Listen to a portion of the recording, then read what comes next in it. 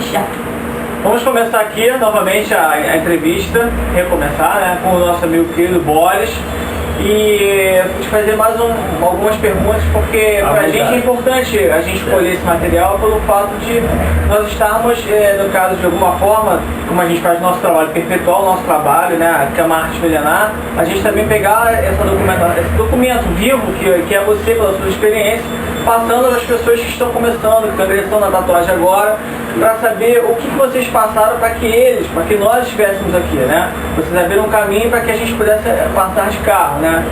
Então, conta um pouco dessa dificuldade que foi o começo de adquirir material, essas coisas todas. Bom, como fenômeno social a gente acha estranho. Por exemplo, imagina uma criatura humana sentindo essa necessidade de se expressar. Não era um modo vivendo.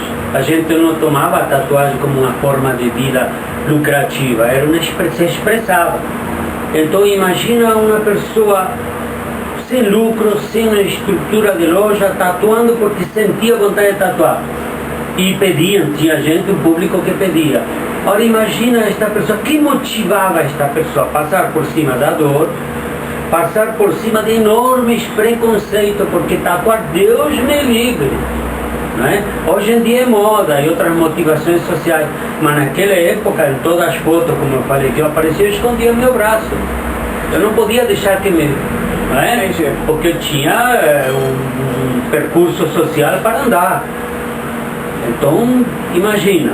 Eu li um livro do Tony Marques, que é um antropólogo estudioso da tatuagem, que ele narra uma coisa bem interessante, que há praticamente pouco mais de 100 anos atrás, na Europa, através das próprias navegações que se faziam para as Índias, né? Se pegavam, se capturavam os escravos tatuados e eram expostos em exibição, em circos, em eventos, porque era rareza. Bom, a tatuagem, primeiro que tudo, é uma linguagem.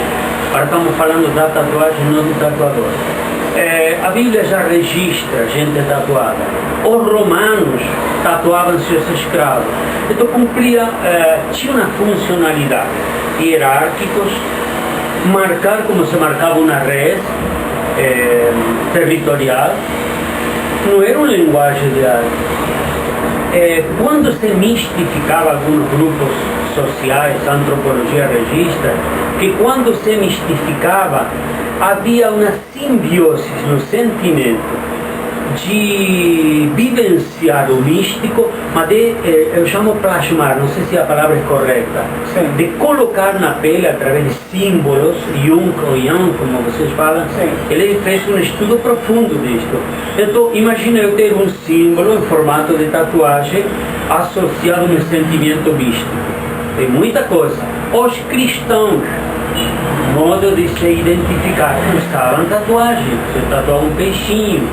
E assim sucessivamente, a tatuagem vinha a ser uma linguagem de expressão que tinha sua funcionalidade. Então você quer dizer que a tatuagem, ela naquela época não poderia dizer que era arte, era uma forma de expressão. Bom, a arte vem na depuração do fato.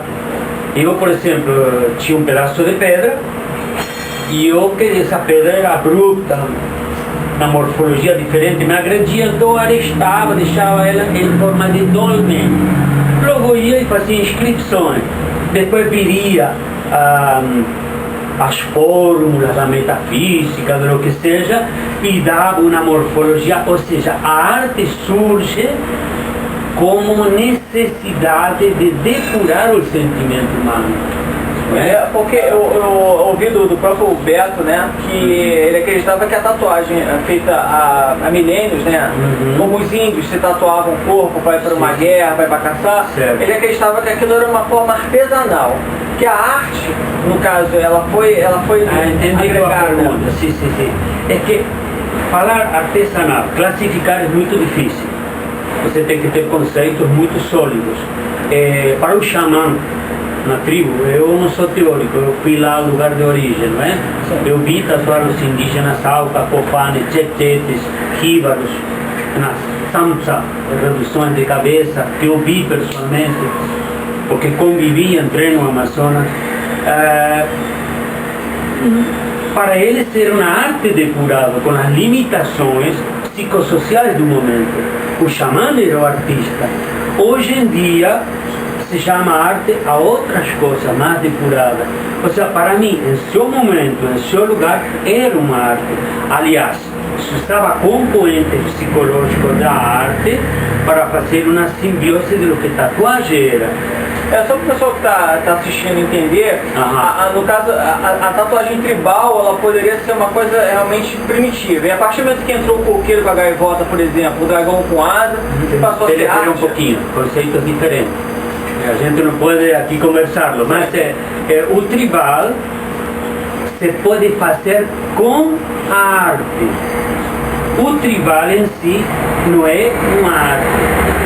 O tribal é um tribal rudimentário, artesanal ou não. Você pode fazê-lo com arte. Dallier usa seus desenhos com arte nato no talento do Dallier. Mas outra pessoa pode fazer o mesmo que ele faz, não com tanto talento de arte. Foi explícito, né? Entendi. Então quer dizer que... Espero não haver incomodado ninguém, né? Entendi. É importante o seu ponto de vista, porque essa forma de nós termos essa oportunidade de entrevistar você, a gente cria uma intimidade, como se a pessoa que está assistindo em casa, né, de frente do computador, como se pudesse estar aqui. Claro, né? claro. Então pra gente é importante e uma honra estar aqui, como eu e a Daniela Vasconcelos, de levar isso para mim é uma honra que vocês, criaturas humanas, imagina, deem valor a isso que eu vivenciei, porque a vezes fica comigo sozinho, quando por la rua vejo as coisas e a quem posso falar o que eu vivi. Entendi. Então, e para mim está sendo uma honra que você dê valor a algo que eu vivenciei. Esse valor a gente se dá até mesmo porque não existe futuro se nós não soubermos do nosso passado. Claro. O que você passou, o que o Thies passou, o Beto Satã, o Caio, né? O Caio, eu estou citando nomes que são pessoas que eu aprendi muito, né? Na verdade, eu posso até dizer que eu deixei de ser, no caso, a gente passa a ser profissional quando a gente deixa de ser amador. Né? Então, ouvir o que você tem para dizer, como o Beto, como o Caio, como o Thies. Sim, eu tenho que frisar algo que porque estaria protegendo uma classe social de tatuadores, né? Thies, Caio, Beto Satã, são um fenômeno social artístico que se gerou e se gestou no Rio de Janeiro. Sim. O caso dos tatuadores como Índios Tatu, Pedro Cancel, Jeans Tatu, pertenciam a outros critérios sociais, outra dinâmica social. E eu, como sou flexível quando cheguei ao Brasil, consegui compactuar com todos meus irmãos, Thies, Caio, Beto, me esqueço de alguém? Bom, espero não me esquecer, mas em outro fenômeno social. Então, é assim que a gente fundou o Tatu Clube, que eu guardo com carinho ainda a placa do Tatu Clube do Rio de Janeiro, embora esteja extinta, né? Entendi. Mas já é outra reformulação social. Qual foi o motivo de se criar o Tatu Clube? É uma necessidade organizativa, não é? As coisas estavam fugindo de controle.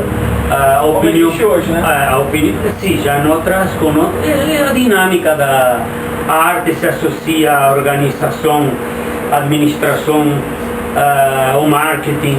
E então a arte tem que dar passo ao marketing.